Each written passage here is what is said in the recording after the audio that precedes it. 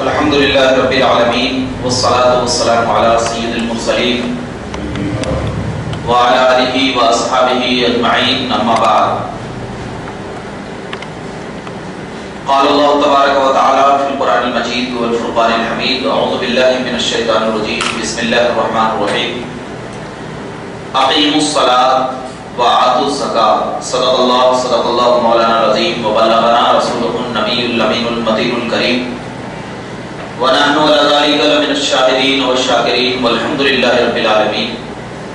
بارگاہ رسالت میں درود و سلام کا نذرانہ پیش کریں اور بآواز بلند پڑھیں، اللہم صلی علی سیدنا و شفیعنا حبیبنا مولانا محمد بارک وسلم، صلاۃ و سلاما علیک یا رسول اللہ، صلاۃ و سلاما علیک یا حبیب اللہ صلی اللہ تعالی علیہ وسلم۔ حضرات، مسلسل کئی ہفتوں سے نماز کا تذکرہ چل رہا تھا اور اس کی فضیلتیں اور ان کے مسائل جو بھی تھے آپ کے سامنے ذکر کیا جا رہا تھا، اور مجھے امید ہے کہ الحمدللہ ان ذکر و اذکار سے آپ لوگوں نے کچھ فائدہ حاصل کیا ہو۔ اسی نماز کے تعلق سے ذکر کرتے ہوئے آج جو میرا ٹاپک ہے، میرا موضوع ہے، نماز کا طریقہ کیا ہے، نماز کیسے پڑھیں۔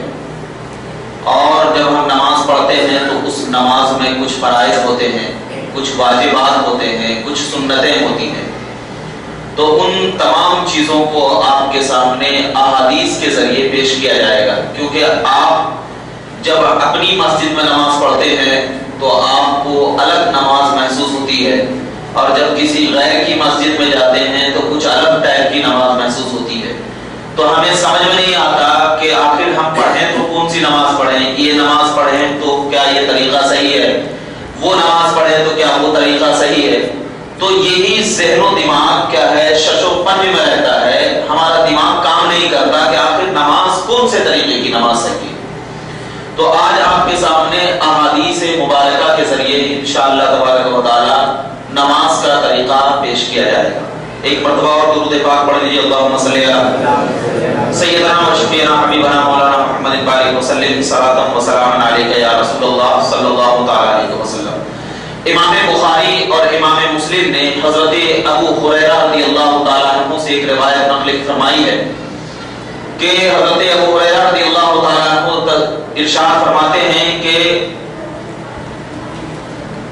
ایک شخص مسجد میں داخل ہوا، ایک شخص نبی کریم صلی اللہ علیہ وسلم کے زمانے میں ایک شخص مسجد نبوی میں داخل ہوا، اور مسجد میں داخل ہونے کے بعد اس شخص نے نماز شروع کیا، اور نماز پڑھنے کے بعد اللہ کے نبی صلی اللہ علیہ وسلم کے پاس آیا تو اللہ کے نبی صلی اللہ علیہ وسلم نے ارشاد فرمایا پھر سے جا کر نماز پڑھو۔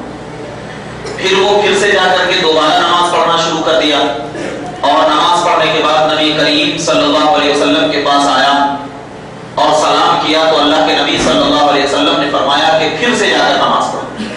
تیسری مرتبہ بھی اس نے نماز پڑھنے کے لیے گیا اور اللہ کے نبی صلی اللہ علیہ وسلم کے پاس آیا اور ارشاد فرمایا یا رسول اللہ میں نے نماز پڑھ لیا ہے، تو اللہ کے نبی نے پھر سے نماز پڑھنے کے لیے حکم دیا۔ ایسے ہی چوتھی مرتبہ بھی کیا تو نبی کریم صلی اللہ علیہ وسلم نے کہا پھر سے نماز پڑھو۔ جب چوتھی مرتبہ نماز پڑھ کر آیا تو کہا یا رسول اللہ آپ ہی ارشاد فرما دیجئے کہ ہم کس طریقے سے نماز پڑھیں، ہم تو اپنے اعتبار سے بہت اچھی نماز پڑھنا چاہ رہے تھے، لیکن یا رسول اللہ آپ ارشاد فرما دیجئے کہ کیسی نماز پڑھیں۔ تو اللہ کے نبی صلی اللہ علیہ وسلم نے ارشاد فرمایا کہ جب کوئی بندہ مومن نماز کے لیے کھڑا ہو، بخاری اور مسلم میں یہ حدیث موجود ہے، نماز کے لیے کھڑے ہو تو سب سے پہلے اللہ اکبر کہے اور اپنے ہاتھوں کو باندھ لے، اور اس کے بعد جو بھی آیت تمہیں یاد ہو اس آیت کو تمہارے یاد کے اعتبار سے اس نماز میں پڑھے، اور نماز پڑھنے کے بعد پھر اللہ اکبر کہتا ہوا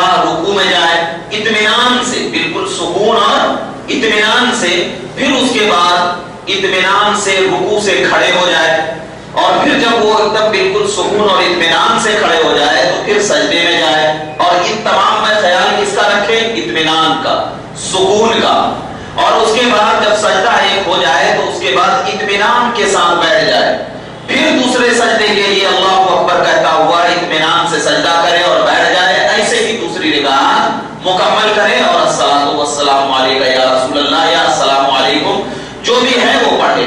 तो इस इस हदीस को जिक्र करने के बाद ये मसला मालूम हो रहा है कि नमाज अगर हमें पढ़नी चाहिए तो जल्दी जल्दी नहीं, बल्कि क्या है, बिल्कुल सुकून और इत्मीनान के साथ पढ़नी चाहिए। और इस तरीके से पढ़नी चाहिए कि अगर कुछ लोग जमातों में हो तो हमारी वजह से किसी दूसरे को उस जमात में आने से तकलीफ ना। जैसे हम नमाज पढ़ रहे हैं तो हम अपने आप को इतनी जगह लें जिससे कि क्या हम आराम से कंफर्टेबल होकर के नमाज पढ़ सके और हमारी वजह से हमारे बाजू वाले को तकलीफ ना। अभी मैं मसाइल बताऊंगा आगे चलकर। ये अहादीस मुबारका है। तो नबी करीम सल्लल्लाहु अलैहि वसल्लम ने जो 3 या 4 मरतबा उस शख्स को कहा दोबारा नमाज पढ़ो, तो इसका मतलब क्या है कि वो शख्स हो सकता है अल्लाह के नबी सल्लल्लाहु अलैहि वसल्लम के सामने जल्दी जल्दी नमाज पढ़ रहा होगा, रुकू जल्दी कर रहा होगा, सजदे जल्दी कर रहा होगा, जो आजकल हमारा मामूल बन चुका है कि हम अपनी दुकानों को बंद करके आते हैं, जोते हैं जल्दी 5 मिनट में नमाज पढ़ रहे हैं, उसके बाद चले जाए। मगर अल्लाह के नबी सल्लल्लाहु अलैहि वसल्लम ने उस नमाज को दोहराने के लिए कहा, क्योंकि नमाज की जो असल है, वो असल ये है कि बंदे को खुदा से मिला दिया करती है। नमाज में बंदा अपने रब से मुलाकात करता है। आप बोलते हो कि हम देख नहीं सकते खुदा को, तो आपकी आंख वैसी नहीं है कि जो आप खुदा का दीदार कर सके। पहले आप अपने आंख, अपने जिस्म, जिस्मानियत को इस काबिल बनाओ कि तुम खुदा को देख सको, खुदा के जलवों को देख सको। उलमाए किराम, सूफिया किराम, उलमाए इज़ाम और औलिया किराम भी तो अल्लाह रब्बुल इज्जत की बारगाह में इबादत किया करते थे, मगर उनकी एक एक रात की इबादत सिर्फ क़याम में गुजर जाती थी, सिर्फ क़याम करते करते गुजर जाते थे, रुकू और सजदा ही नहीं करते। क्यों? इसलिए कि क़याम में ही इतना मजा आता था कि उनको रुकू और सजदा याद ही नहीं रहता। और आज अगर हम थोड़ी देर ज्यादा देर तक खड़े हो जाएं तो हमारे पैर दर्द करने लगते हैं। क्यों? इसलिए कि ये जो जिस्म है ना, इस जिस्म को दुनिया कहते हैं, मां से अल्लाह को आलम कहा जाता है, और इस जिस्म को क्या कहते हैं? दुनिया कहते हैं। तो जिस्म कब दर्द करता है? जब आपकी तवज्जो उस जिस्म की तरफ हो, तब जिस्म दर्द करता है। जब आपकी तवज्जो दुनिया की तरफ हो तब जिस्म दर्द करता है।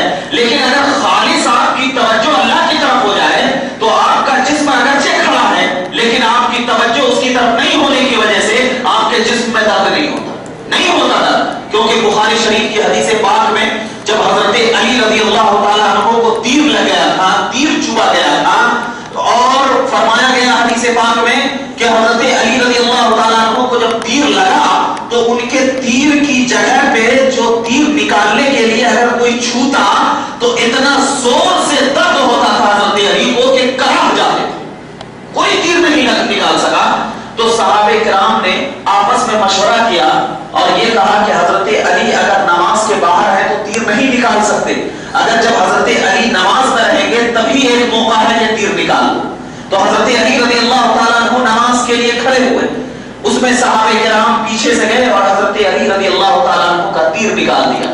उसके बाद जब हजरत अली रज़ियल्लाहु ताला अन्हु नमाज से फारिग हो गए, पूछा कि मेरा तीर किसने निकाला और कब निकाला, कहां से निकाला? तो सहाबे किराम ने अर्ज किया, ए अली रज़ियल्लाहु ताला अन्हु, आप जब नमाज के बाहर थे तो कोई तीर छूता था तो आपको दर्द होता था, क्या हम लोगों ने जो आपका तीर नमाज की हालत में निकाला क्या दर्द हुआ? तो हजरत अली रज़ियल्लाहु ताला अन्हु ने कहा, कसम खुदा की जिसके कब्ज़े कुदरत में मेरी जान है, अरे उसको क्या दर्द होगा, उसको क्या दर्द होगा जिसकी तवज्जो सिर्फ अल्लाह की जानिब, उसको क्या दर्द होगा? अब जरा देखिए, नमाज के बाहर हो तो वही तीर इतना दर्द दे रहा हो कि कहरा रहे हो, लेकिन नमाज के अंदर हो तो हजरत अली की तवज्जो उस खालिक़े इलाही की तरफ, उस खालिक़े कायनात की तरफ हो तो कितना क्या मजा आता होगा। हजरत अली रज़ियल्लाहु ताला अन्हु फरमाते हैं कि जब मैं नमाज पढ़ता हूं तो मुझे यह महसूस होता है कि मैं पुलसिरात पे खड़ा हूं, मैं पुलसिरात पे खड़ा हूं, और मुझे यह डर लगा रहता है कि कहीं मैं जो पुलसिरात पे खड़ा हूं तो मेरी एक गलती की वजह से अल्लाह तबारक व तआला कहीं मुझे जहन्नम में न डाल दे, जहन्नम में न डाल दे। इसीलिए मुसलमानों, जब इंसान नमाज पढ़ता है तो बिल्कुल सुकून और इत्मीनान के साथ नमाज पढ़ता है, बिल्कुल अकीदे इलाही में डूब कर नमाज पढ़ता है, तब वो नमाज उसके लिए काबिल फख्र और काबिल तवज्जो हुआ करती है। ये एक चीज। अभी और दूसरी हदीस पाक में इमाम मुस्लिम ने भी रिवायत किया है, और इस को हजरत आयशा उम्मुल मोमिनीन सैयदना आयशा रज़ियल्लाहु ताला अन्हा से रिवायत है कि रसूल करीम सल्लल्लाहु अलैहि वसल्लम फरमाती हैं कि अल्लाह के नबी सल्लल्लाहु अलैहि वसल्लम अल्लाहु अकबर से नमाज को शुरू करते, अल्लाहु अकबर कह के नमाज को शुरू करते और अल्हम्दुलिल्लाहि रब्बिल आलमीन से क़िरात, और जब रुकू करते तो सर को ना उठाते हुए ना झुकाते हुए, यानी आप जब रुकू कर रहे हैं, अभी तरीका बताऊंगा, रुकू जब आप करें तो आपका सर क्या हो, बिल्कुल झुका हुआ भी ना हो, बिल्कुल उठा हुआ भी ना हो। फरमाया गया कि आपका सर बिल्कुल आपके पीठ के बराबर हो, यानी आपकी पीठ अगर बिल्कुल सतह है तो आपके सर भी इससे उठा हुआ भी ना होना चाहिए और इससे झुका हुआ भी ना होना चाहिए। और उलमा फरमाते हैं कि पीठ इतनी सतह वाली हो कि अगर भरा हुआ गिलास आपके पीठ के ऊपर रख दिया जाए तो वो गिलास भी ना गिरे। और फरमाया गया कि रुकू को ऊंट के कौहान की तरह पीठ को ना रखो। ऊंट का कौहान कैसा रहता है, आप ऊंट को देखे होंगे, आप जब बैठते हैं तो बिल्कुल ऐसा रहता है ऊंट का कौहान, उसके ऊपर गिलास वगैरह रखा जाए तो गिर जाता है। तो उलमा फरमाते हैं कि अल्लाह के नबी ने जो फरमाया कि जब रुकू करो तो आपका सर ना उठा हुआ हो ना झुका हुआ हो और पीठ बिल्कुल बराबर हो, ऐसा बराबर कि उसके ऊपर अगर एक गिलास रख दिया जाए तो वो गिलास गिरे नहीं बल्कि वो गिलास टिका हुआ है, हदीस पाक में। और फरमाया कि जब रुकू से सर उठाते तो सजदे को न जाते यहां तक कि सीधा खड़े हो जाते, हदीस पाक है। और सजदे से उठकर सजदा न करते जब तक कि एकदम बिल्कुल सीधा बैठ न जाते। बाज़ लोग क्या है, जल्दी से सजदा करते हैं, सर उठाते हैं और चले जाते। नहीं, सजदा आप कर रहे हो तो बिल्कुल आप सजदे से एक सजदा करने के बाद इत्मीनान से आप बैठे और दोनों हाथ को दोनों रान पर घुटने के पास उंगलियों को रखें और इत्मीनान से फिर सजदा करें। ये तरीका है। और दरिंदों और कलाइयों की तरह ना बैठते बल्कि बिल्कुल आदमी की तरह बैठते। दरिंदों और कलाइयों की तरह यानी पालखत मार करके जो बैठा जाता है उस तरीके से ना बैठते, बल्कि उलमा किराम फरमाते हैं कि एक पैर को गिरा दे और उसके ऊपर बैठे और एक पैर को खड़ा रखे, एक पैर को गिरा दे और एक पैर को खड़ा रखे। और कौन से पैर को गिराए, बाएं पैर को गिरा दे, लेफ्ट पैर को, और सीधे पैर को खड़ा रखे और उसकी उंगलियां बिल्कुल इस तरीके से हो कि पूरे के पांचों उंगलियां किबले की जा रही, पांचों की पांचों उंगलियां किबले की जा रही हो। ये हदीस पाक में फरमाया। और एक हदीस पाक अल्लाह के नबी सल्लल्लाहु अलैहि वसल्लम, इमाम अहमद बिन हंबल की हदीस पाक है, हज़रत अबू हुरैरा रज़ियल्लाहु ताला अन्हु रावी हैं कि हुजूर अकरम सल्लल्लाहु अलैहि वसल्लम ने हमको नमाज पढ़ाई।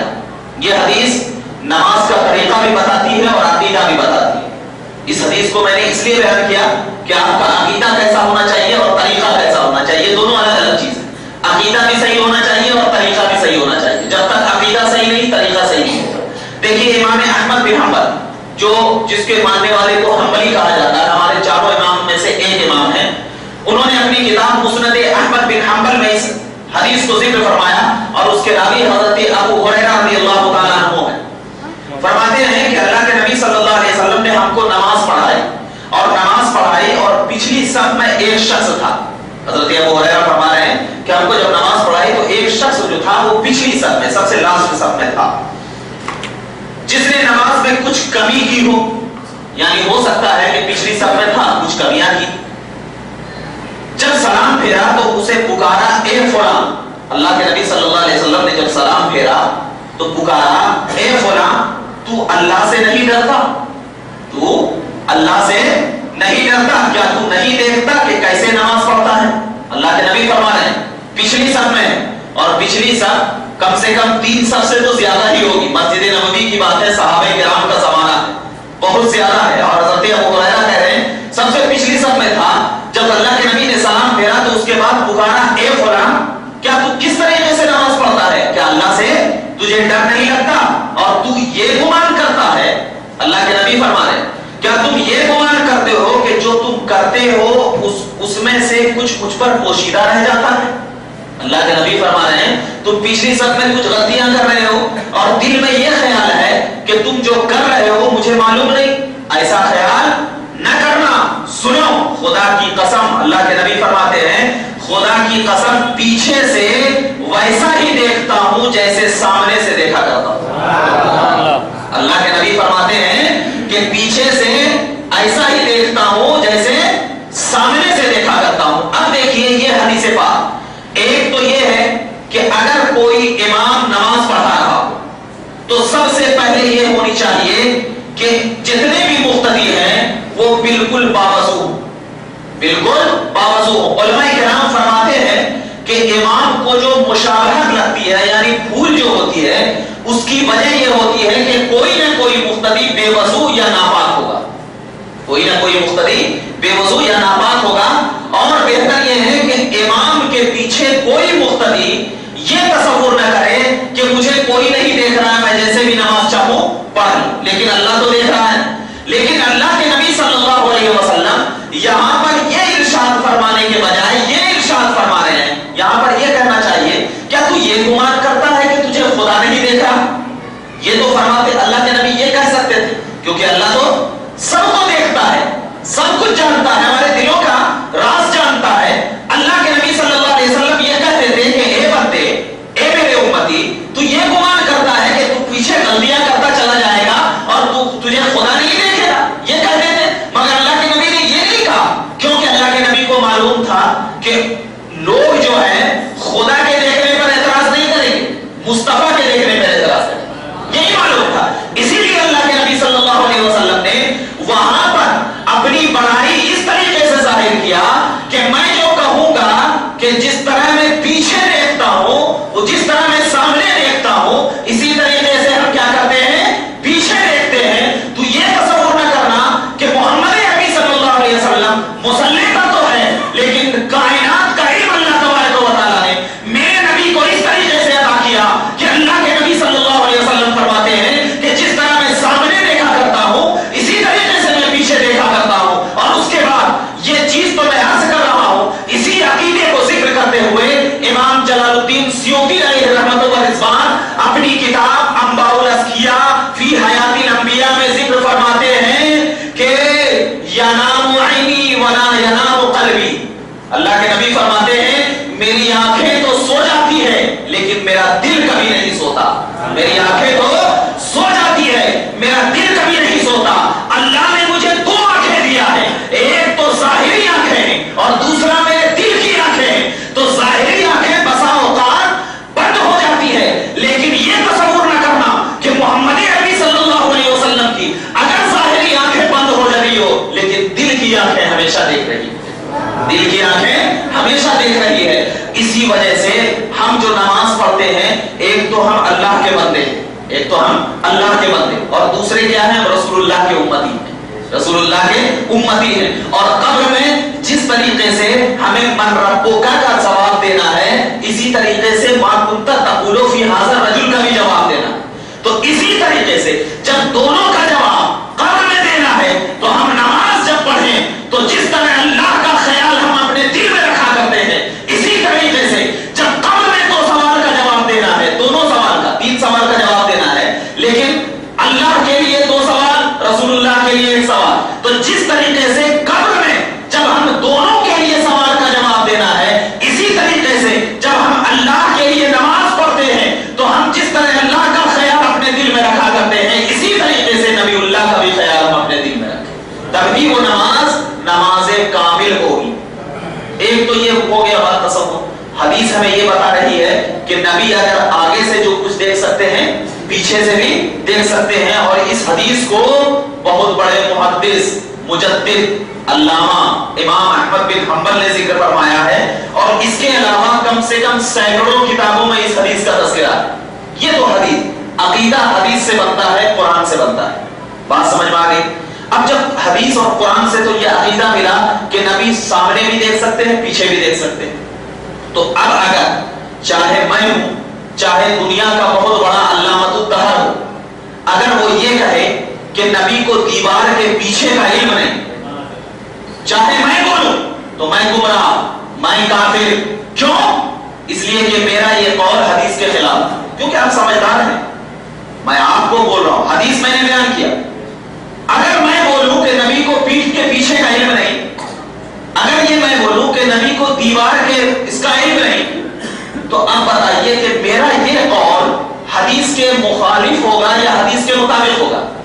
مخالف ہوگا نا۔ اور جو قول کسی بھی علامہ کا ہو، کسی بھی بڑے مفتی کا ہو، جو قول حدیث یا قرآن کے مخالف بن جائے، وہ علامہ، وہ مفتی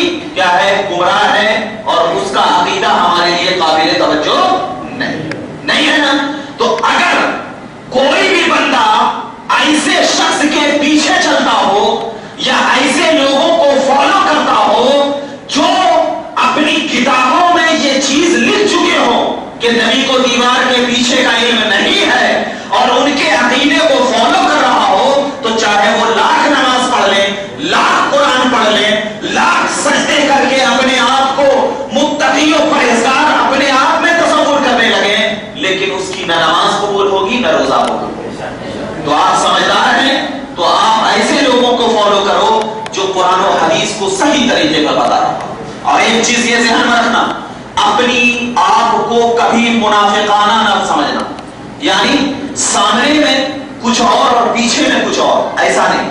अगर कोई आदमी कोई चीज जिक्र कर रहा हो, कोई चीज, और आपको उसकी बात अच्छी न लग रही हो, तो आप फौरन उससे सवाल करें वहीं पर खड़े होकर। ये नहीं कि आप उसको एक्सेप्ट कर लें और बाद में उसकी बुराई करें, क्योंकि अल्लाह के नबी ने फरमाया ऐसा शख्स को जहन्नम की सबसे निचली वादी में डाल दिया जाए, क्योंकि ये क्या है, गीबत है, चुगली है।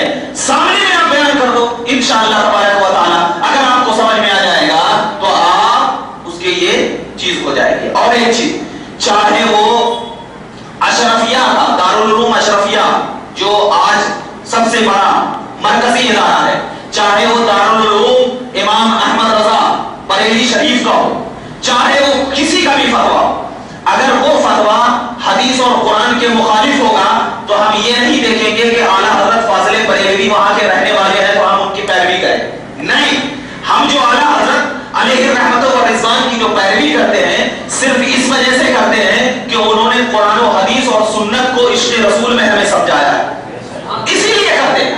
हम जात की वजह से पैरवी नहीं करते, नबी की बात अपने सीनों में बसाई है उसकी वजह से पैरवी करते हैं। तो चाहे वो दारुल उलूम अशरफिया हो, चाहे वो किसी का भी फतवा हो, अगर कुरान और हदीस के खिलाफ है तो हम उस फतवे को नहीं माने, चाहे वो कोई भी।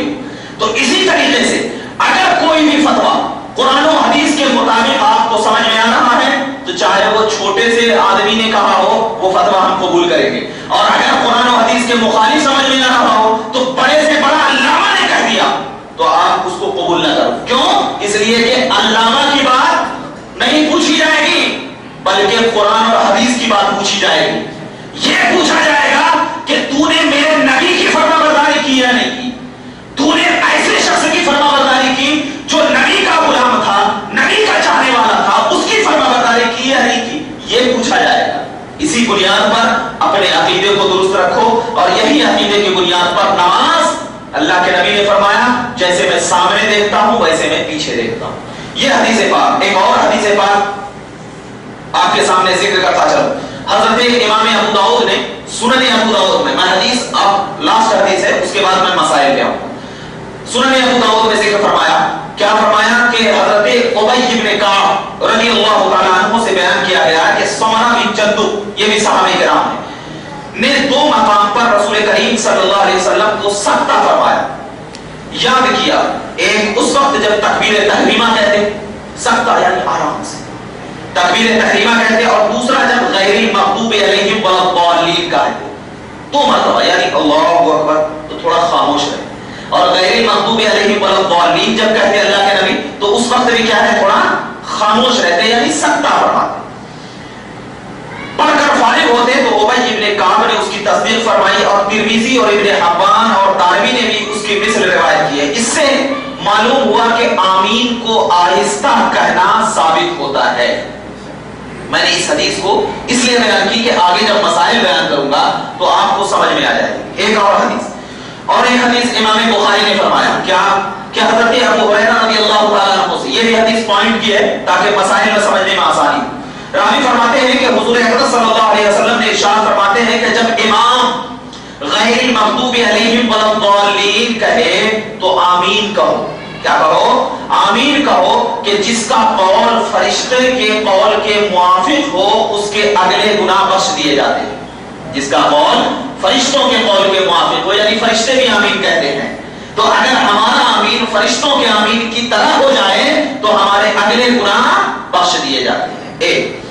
उसके बाद एक और हदीस हजरत अबू हुरैरा और हजरत कतादा से रिवायत है, और इसको इमाम मुस्लिम ने रिवायत फरमाया है कि जब इमाम क़िराअत करे तो तुम चुप रहो। इमाम जब क़िराअत करे तो चुप रहो, और जब इमाम वलद्दालीन कहे तो आमीन कहो। इमाम जब वलद्दालीन कहे तो आमीन कहो। और उसके बाद फरमाया हजरत इमाम तिरमिज़ी ने कि आमीन इस तरीके से कहो कि आपकी आवाज बिल्कुल पस्त हो। पस्त का मतलब समझ रहे हैं? बिल्कुल आहिस्ता, पस्त उसी को कहते हैं। अब एक बोलते हैं आवाज बुलंद होना और एक आवाज पस्त होना। इन अहादीस मुबारका के बाद आपके सामने ये ज़हन में रखना, इन सारी अहादीसों का मैंने आपके सामने ذکر فرما دیا، جس سے یہ ایک فضیلت بھی ظاہر ہو رہی ہے نماز کی، اور دوسری کیا ہے، نماز کا طریقہ بھی آپ کو معلوم ہو رہا ہے حدیث پاک کے ذریعے۔ لیکن آپ کے سامنے نماز کا مکمل طریقہ جو آپ کے سامنے ہے وہ پیش کر دوں، اس کے بعد میں آرام سے اسی میں مسائل کو بیان کرتا رہا۔ دیکھیے نماز کا طریقہ ہے، سب سے پہلے کہ انسان کیا کرے، وضو، یعنی جس طریقے سے میں نے وضو کا طریقہ آپ کو بتایا تھا اس طریقے سے آپ کیا کریں، وضو کر لیں، اور وضو دونوں پاؤں کے پنجوں میں 4 انگلی کا فاصلہ کر کے کھڑے ہو جائے۔ وضو کرنے کے بعد جب مصلی پر آئے تو مصلی پر آنے کے بعد جو دعائیں انی وجہت وجہ الذی فطر السماوات والارض حنیفا وما انا من المشرکین، یہ سنت ہے، مستحب ہے، اگر کوئی نہیں بھی پڑھ رہا ہے تو کوئی حرج کی بات نہیں ہے، یہ مصلی پہ آنے کے بعد۔ وضو کر کے انسان جب مصلی پر آیا اور مصلی پر آنے کے بعد کھڑا ہونے کا طریقہ کیا ہے کہ دونوں پاؤں کے درمیان 4 انگل کا فاصلہ، ایسا نہیں کہ بالکل تیر جائے، کیونکہ میں نے آپ کو بتایا تھا کہ سرکش گھوڑوں کی طرح نماز نہ پڑھو، کیونکہ مسلم شریف کی حدیث پاک میں کہ آپ بعض لوگ کیا کرتے ہیں کہ بعض لوگ یہ حدیثیں پیش کرتے ہیں کہ اللہ کے نبی نے فرمایا کہ ایک دوسرے کے ساتھ لگ کر نماز پڑھو۔ تو اب لگ کر بتائیے، اب لگ کر جب ہم بولتے ہیں کہ ایک دوسرے کے ساتھ لگ کر نماز پڑھو تو کہتے ہیں کہ پیر پھیلا دو، یہ پیر اس کو لگاؤ، یہ پیر اس کو لگاؤ۔ یہ کہاں لگنے کا جو مطلب بیان کیا ہے کہ ایک دوسرے کے ساتھ لگ کر نماز پڑھو، کہ بالکل جب آپ نارملی طور پہ کھڑے ہوتے ہیں تو آپ کا کاندھا ایک دوسرے کے کاندھے کو ٹچ ہو، پیر ٹچ نہ ہو، کاندھا ٹچ ہو، کیونکہ سامنے سے پیچھے سے آنے والا اگر پھیلا کر کے پڑھیں گے نماز تو پتہ نہیں وہ دیکھ کر کے کیا سمجھے گا کہ نماز کے لیے ٹھہرا ہے یا کچھ بھی کرنے کے لیے ٹھہرا ہے۔ تو نماز جو ہے وہ سکون و اطمینان کے ساتھ نماز ہے۔ اور آپ ایک بات بتاؤ، اگر کوئی آپ کا لڑکا آپ کے سامنے پیر پھیلا کر کے باپ کے سامنے ٹھہرا رہے گا تو باپ کہے گا یہ بہت بڑا بدتمیز ہے۔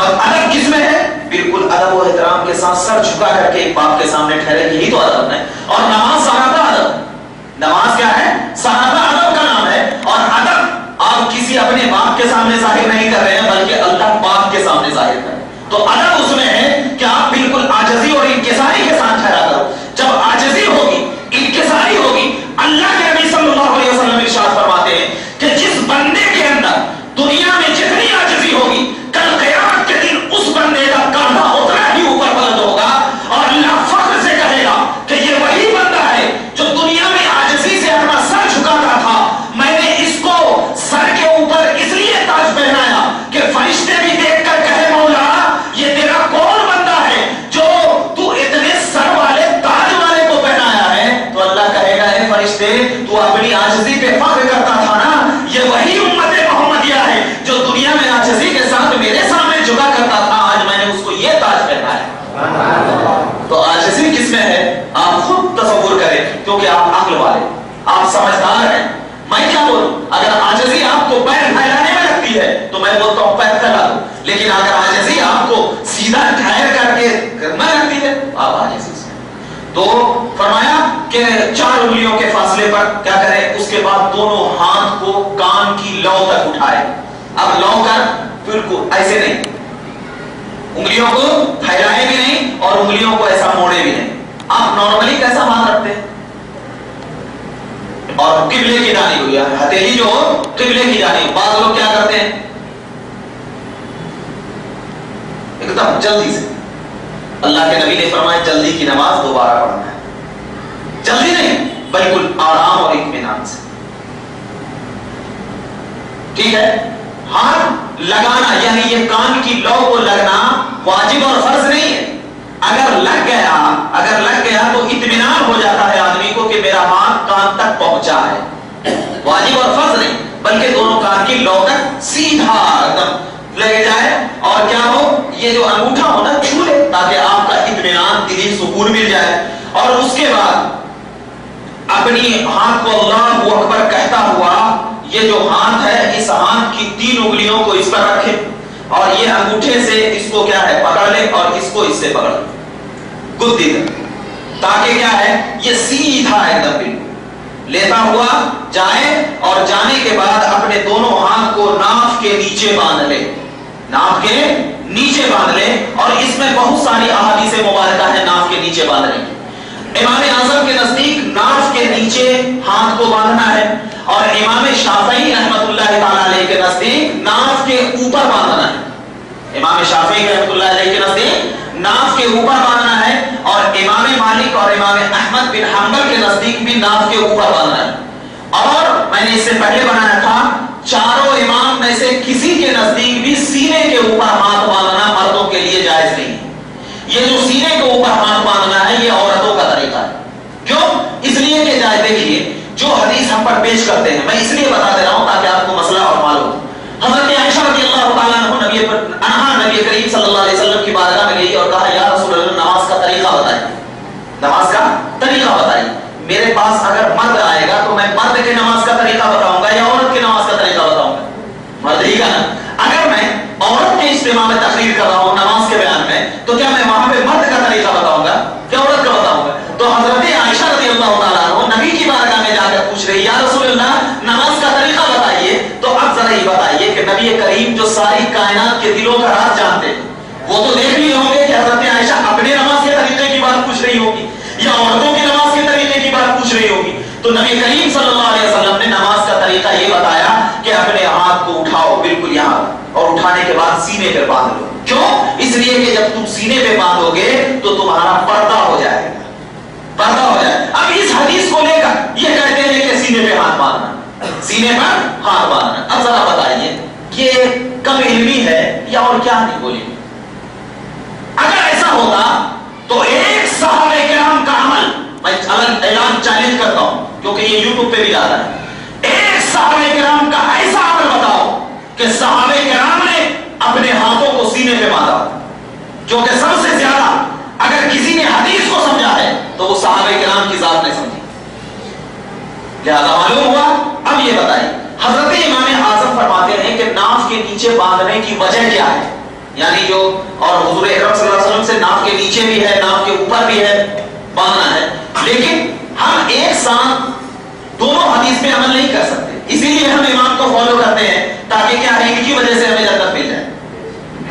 تو ناف کے نیچے باندھنے کی وجہ کیا ہے؟ امام اعظم فرماتے ہیں اس لیے کہ انسان کو جو وسوسے آتے ہیں، شیطان جو وسوسے ڈالتا ہے سب سے زیادہ وسوسے شرمگاہ سے ڈالتا ہے۔ کس سے ڈالتا ہے؟ شرمگاہ سے۔ شرمگاہ سے وسوسے آ کر کے یہاں پر آتا ہے بامبے میں۔ تو اگر اللہ اکبر کہہ کر انسان ناف کے نیچے ہاتھ کو باندھ لیتا ہے تو وہ وسوسے وہیں پہ بند جاتا ہے، وہیں پر کیا ہو جاتا ہے؟ بند جاتا ہے۔ وہ اوپر نہیں چڑھ سکتا، وہ اوپر نہیں چڑھ سکتا۔ اسی لیے اصلی چیز کو اللہ اکبر کہہ کر وہیں پر باندھ دو تاکہ آپ کے دلوں میں وسوسے نہ آئے۔ امام شافعی کہتے ہیں ٹھیک ہے آپ کی دلیل ہمیں قابل قبول، لیکن کیا ہے ناف کے اوپر باندھنے کی وجہ یہ ہے کہ وسوسے جب دل میں جا رہا ہو تو ہم ناف کے اوپر ہی کر دیں تاکہ وہ دل میں نہ جائے۔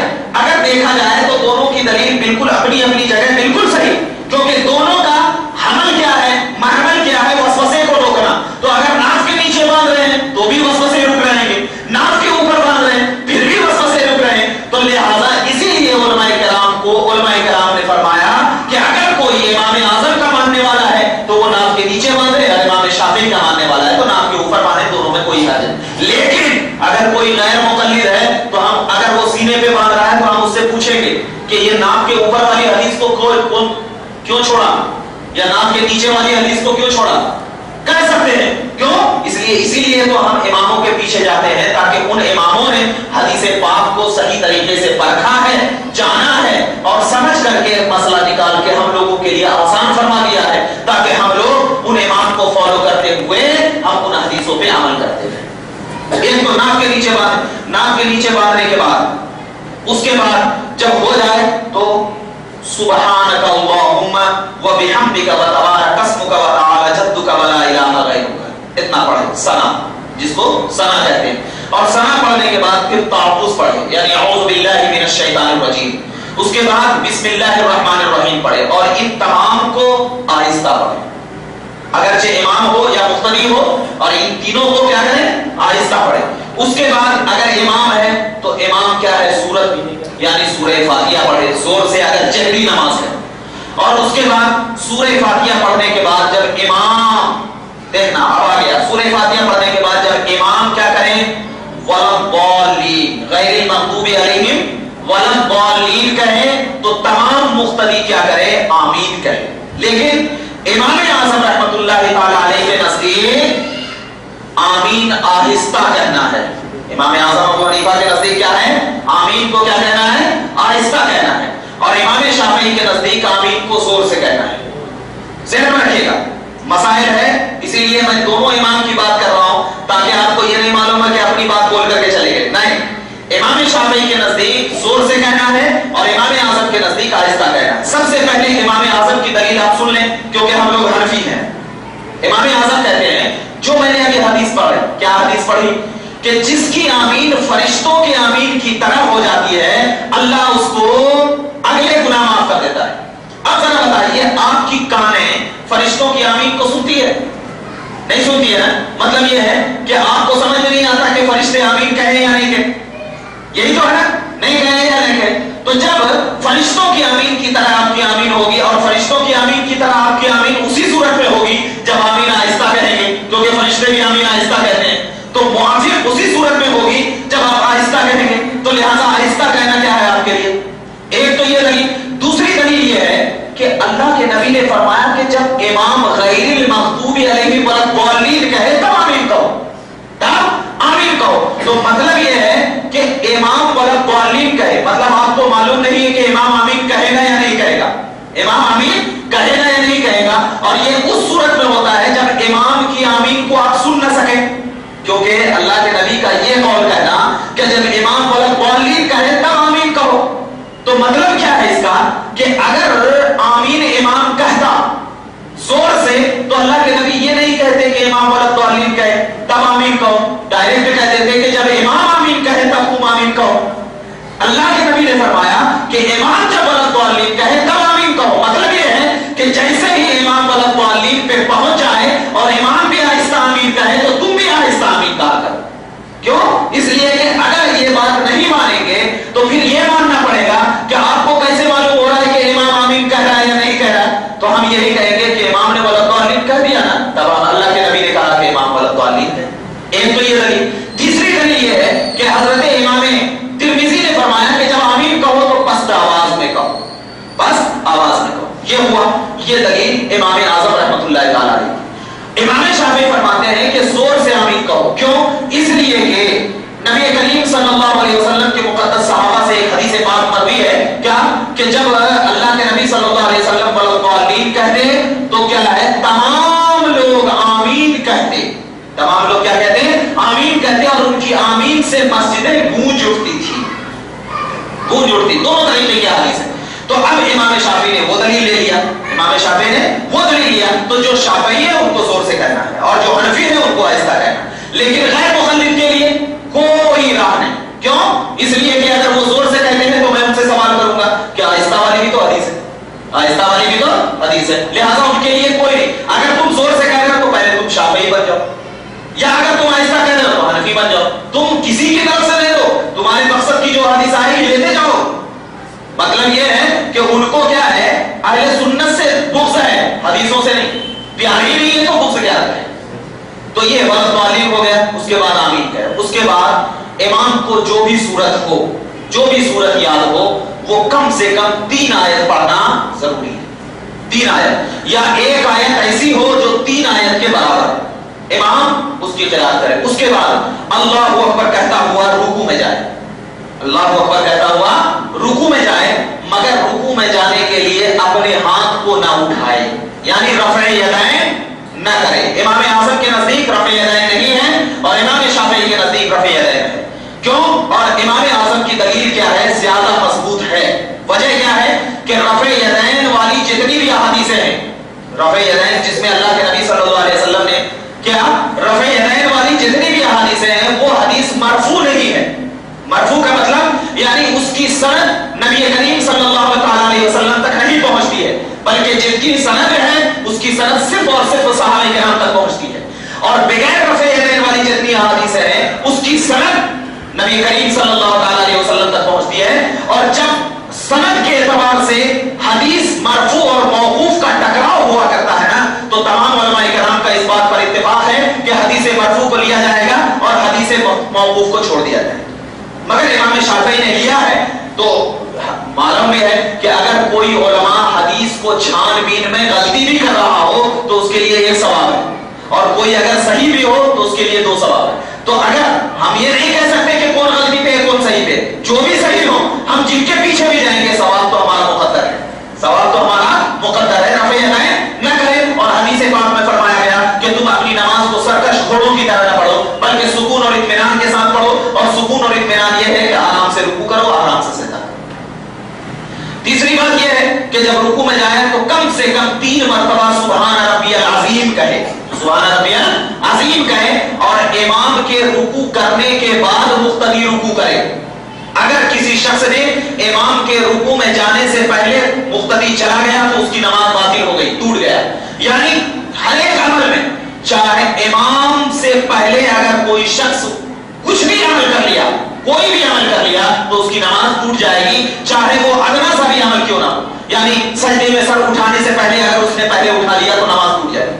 ایک دوسری چیز یہ ہے کہ اگر کوئی مقتدی امام قرات کر رہا ہے اور امام کے قرات کے ساتھ ساتھ مقتدی بھی قرات کر رہا ہے تو اس کی نماز نہیں ہوگی, اس کی نماز نہیں ہوگی. کیوں؟ اس لیے کہ امام کی قرات ہی مقتدی کی قرات ہوا کرتی ہے. میں نے اس سے پہلے حدیث پاک بیان کیا تھا کہ امام کی قرات بھی مقتدی کی قرات ہو. کم سے کم 3 مرتبہ سبحان ربی العظیم کہنا چاہیے, اور 5 7 9 10 11 جتنے بھی ہو, اگر امام ہے تو 3 ہی مرتبہ میں اٹھ جائے. کیونکہ کیا ہے, کچھ بوڑھے بھی رہتے ہیں, ان کو پریشانی ہوتی ہے تو ان کے اعتبار سے نماز پڑھائی جائے. کیونکہ اللہ کے نبی صلی اللہ علیہ وسلم کی بارگاہ میں ایک صحابہ کرام نے یہ شکایت عرض کیا, یا رسول اللہ ہم کام دام کر کے عشاء کی نماز میں مسجد میں حاضر ہوتے ہیں, اور صحابہ کرام عبد الرحمن بن عوف جو بہترین قاری تھے, ہم ان کے پیچھے نماز پڑھتے ہیں تو لمبی قرات کرتے ہیں. تو اللہ کے نبی صلی اللہ علیہ وسلم نے ارشاد فرمایا, اے عبد الرحمن ان کی اعتبار سے تم نماز پڑھایا کرو, کیونکہ ہو سکتا ہے کہ یہ ابھی مسجد میں آ رہا ہو, تمہاری رفیع قرات کی وجہ سے مسجد آنا چھوڑ دے. تو ہم کو بھی چاہیے اگر کوئی امام ہے تو بوڑھوں کے اعتبار سے کیا ہے, ان کو کیا ہے بالکل آرام سے چھوٹی سورت یا کچھ بھی ہو نماز پڑھاؤ. صرف زیادہ سے زیادہ تھوڑی آیت کیا ہے فجر کی نماز میں زیادتی کرو, ورنہ کیا ہے بالکل مختصر سورت پڑھانی چاہیے, تاکہ کچھ بوڑھے بھی رہتے ہیں, کچھ کیا ہے بچے جوان بھی رہتے ہیں. تو جوان تو برداشت کر سکتے ہیں, لیکن بوڑھوں میں کیا ہے تکلیف ہو جایا کرتی ہے, تو اس کے اعتبار سے نماز پڑھانی چاہیے. اب جب سمی اللہ لمن حمیدہ کہے امام تو کیا ہے ربنا ولک الحمد, یہ بھی آہستہ کہے. آج ہماری مسجدوں میں زور سے کہا جاتا ہے, یہ بھی آہستہ کہنا ہے, یعنی ربنا ولک الحمد یہ بھی آہستہ کہنا ہے, آمین بھی آہستہ کہنا ہے. اس کے بعد امام اللہ اکبر کہتے ہوئے سجدے میں جائے. سجدے میں جانے کا طریقہ یہ ہے کہ سب سے پہلے اپنے دونوں گھٹنے کو زمین پر گرائے. آج ہمارا کیا ہے, بسا اوقات ہم پیر کو رکھ دیتے ہیں, اس کے بعد ہاتھ کو رکھ دیتے ہیں, اور اس کے بعد ہم گھٹنے کو رکھتے ہیں. نہیں, سب سے پہلے کیا کریں, اپنے گھٹنے کو رکھیں, اور گھٹنے کو رکھنے کے بعد ہاتھ کو, ناک کو اور پیشانی کو رکھے, اور ناک اور پیشانی کا جو چہرہ ہے نا دونوں ہاتھوں کے بیچ میں رکھے, دونوں ہاتھوں کو بیچ میں رکھے, اور اس دونوں کوہنیوں کو زمین پر نہ لگائے, ٹیک نہ لگائے, یا دونوں کوہنیوں کو اس کے پسلی میں بھی ٹیک نہ لگائے, بلکہ کیا ہے بالکل دونوں ہاتھوں کو زمین پر رکھنے کے بعد دونوں ہاتھوں کے بیچ میں اپنے چہرے اور پیشانی کو رکھے. تو دونوں ہاتھوں کو بالکل کھلا رکھے, اور پیٹ کو جان سے بھی کھلا رکھے, اتنا کھلا رکھے کہ ایک چھوٹی بکری کا بچہ آپ کے پیٹ کے اندر سے گزر جائے. کیونکہ اللہ کے نبی صلی اللہ علیہ وسلم نے ارشاد فرمایا کہ ایسے جانوروں کی طرح نماز نہ پڑھو جیسے کہ جانور زمین سے چپکے ہوئے رہتے ہیں, چپکے ہوئے رہتے ہیں. آج ہمارا مقصد یہ, آج ہمارا معاملہ یہ کہ کچھ ہمارے نوجوان بچے کیا ہے زمین پہ ہاتھ کو رکھ دیتے ہیں, یا کچھ ادھر کر دیتے ہیں, یا کچھ اتنا پھیلا دیتے ہیں. نہیں, بالکل آرام سے اتنا ہی کہ دوسروں کو بھی تکلیف نہ ہو. اور سجدے کی حالت میں کم سے کم 3 مرتبہ سبحان ربی الاعلیٰ ہے. پھر اس کے بعد اٹھ کر کے بیٹھے اور اپنے دونوں ہاتھوں کو دونوں گھٹنوں پر رکھے, پھیلائے بھی نہیں, موڑے بھی نہیں, بالکل آرام سے.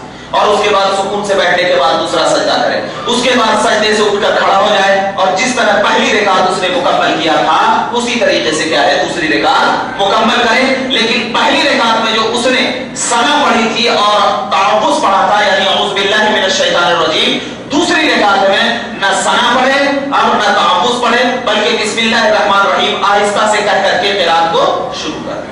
یہ 2 رکعت مکمل ہو گئی. فرض کے دونوں رکعتوں میں قرات کرنا ضروری ہے, اور بعد کے اگر 4 رکعت والی نماز ہے تو بعد کی دونوں رکعت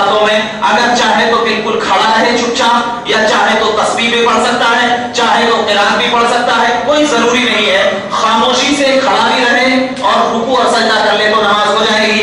اگر تسبیح و تحلیل یعنی سبحان اللہ وغیرہ کچھ بھی بول دے تو اس سے بھی نماز ہو جائے گی، یا چاہے تو قرات بھی کر لے اس سے بھی نماز ہو جائے گی 4 رکعت والی فرض کی نمازوں میں۔ پہلی 2 رکعتوں میں قرات واجب، بعد کی 2 رکعتوں میں قرات واجب نہیں ہے۔ لیکن اگر کوئی شخص نفل نماز پڑھ رہا ہے تو نفل کی 4 رکعتوں میں قرات کرنا واجب ہے، ضروری ہے۔ نفل کی اور فرض کی رکعتوں میں قرات کرنا واجب نہیں ہے۔ یہ نماز کا کیا ہے؟ مکمل طریقہ ہو گیا۔ نماز کے قاعدے اولا میں جب بیٹھے تو سب سے پہلے بیٹھنے کے بعد کیا پڑھے؟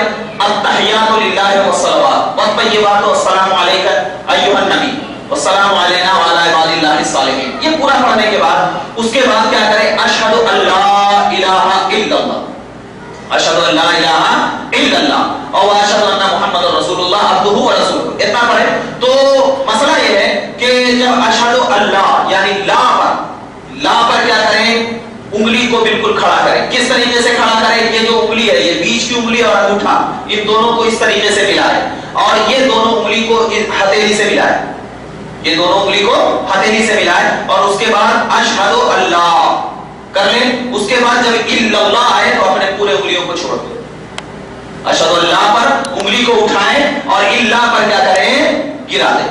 بعض غیر مقلد لوگ کیا کرتے ہیں؟ ایسے ایسے کرتے رہتے ہیں، اس طریقے سے کرتے رہتے ہیں۔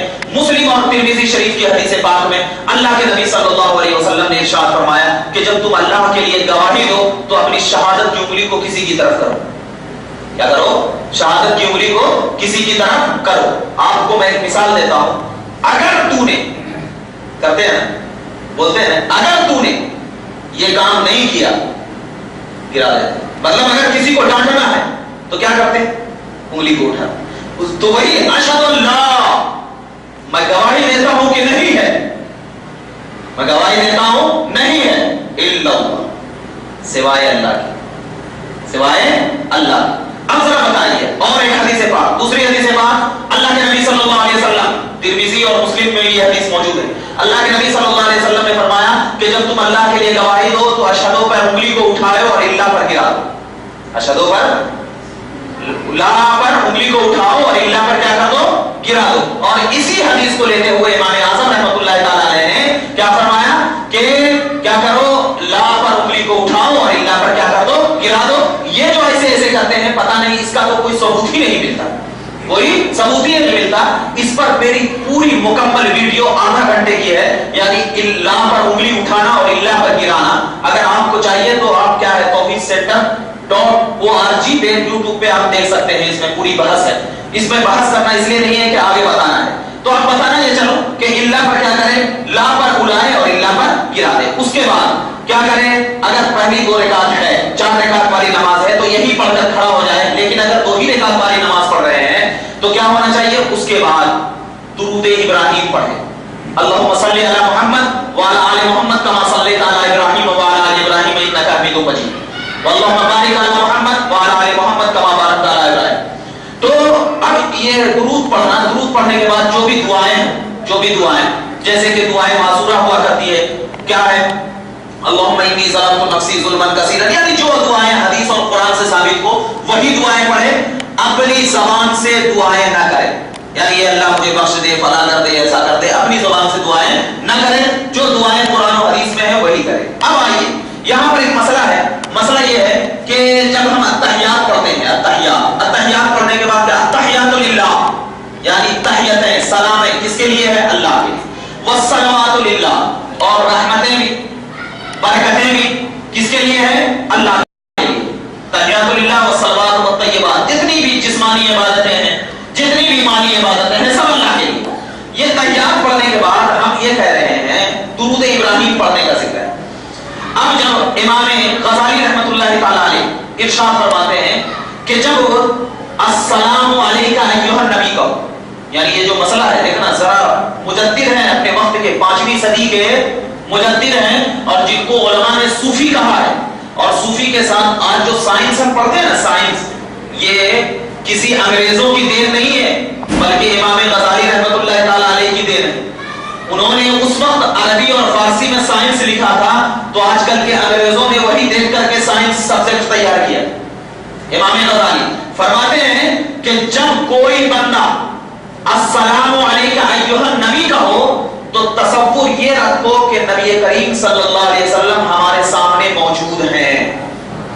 کیا تصور رکھنا چاہیے کہ جب السلام علیکہ ایھا نبی کا ہو تو یہ تصور رکھو کہ نبی ہمارے سامنے موجود ہیں اور ہمارے سلام کو سن رہے ہیں اور اس کا جواب عطا فرما رہے ہیں. اب ذرا دیکھنا دور و نزدیک کے سننے والے ہوگا اسی قول کو اعلیٰ حضرت فاضل بریلوی نے اسی قول کو لیا کہ چاہے دور ہو چاہے نزدیک ہو تو دور و نزدیک کے سننے والے کو ارے ہمارے لیے دور ہے وہ لیکن ان کے لیے تو ہم نزدیک ہیں. ان کے لیے تو ہم نزدیک ہیں. کیوں؟ اس لیے کہ کوئی بتا سکتا ہے کہ اللہ تبارک و تعالیٰ کتنا میل دور ہے؟ بتا سکتا نہیں بتا سکتا نا. لیکن عقیدہ یہ ہونا چاہیے کہ اگر ہم پروردگار عالم کو اس مسجد سے پکاریں تو ہماری آواز کو سنتا ہے. کیوں؟ النبی اولی بالمؤمنین من انفسہم. نبی کیا ہے؟ مومن کے رگوں سے بھی زیادہ قریب ہے.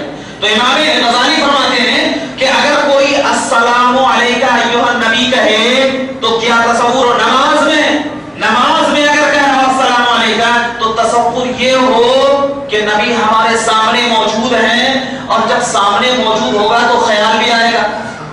جب سامنے موجود ہوگا تو نبی کا خیال بھی آئے گا, تصور بھی آئے گا, نبی کا حلیہ بھی آئے گا. اور جس کی آنکھیں کھلی ہوگی تو غوث اعظم سے پوچھ کہ غوث اعظم نے کہا کہ جب میں نبی کریم صلی اللہ علیہ وسلم کو دل سے پکارا کرتا تھا میں نبی کا دیدار کر لیا کرتا تھا.